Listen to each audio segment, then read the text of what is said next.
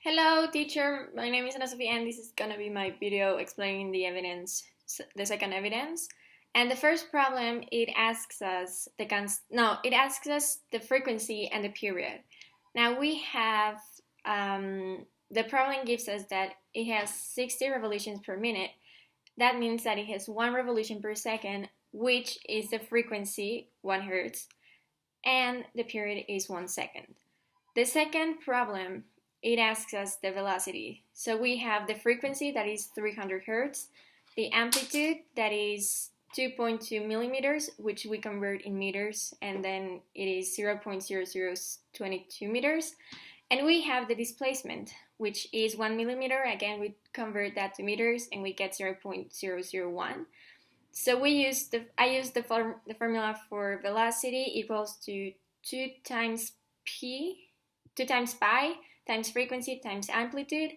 Then I put the data we already had and got velocity equals to 4.146 meters over seconds. The third problem, it asks us the potential energy and the work. So we have the distance, which is 0.035 meters. We have the constant, which is 190 newtons over meters. We have, and I used the formula force equals negative constant times displacement, and then got force equals to 6.65 newtons, and then with the formula of work equals to force times distance, I think, times F times D. I got that work equals to 0.232 newtons. Then for the potential energy, I use the formula U equals 1/2 of kinetic of the constant times the displacement square, and then I got that potential energy is 0.11 newtons. In the fourth problem, it asks us the velocity again, and we have the mass, which is 0.5 kilograms, the length, which is 0.5 meters, and the force, which is 100 newtons.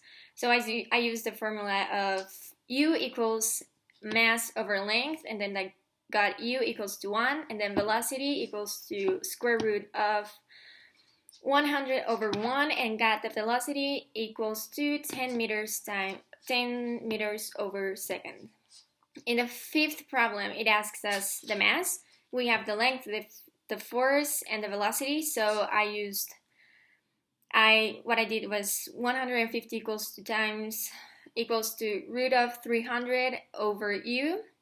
Then I got U equals to 22,500, and then I got that. I used the formula of 0.013 equals to mass over 4, and got that mass equals to 0.052.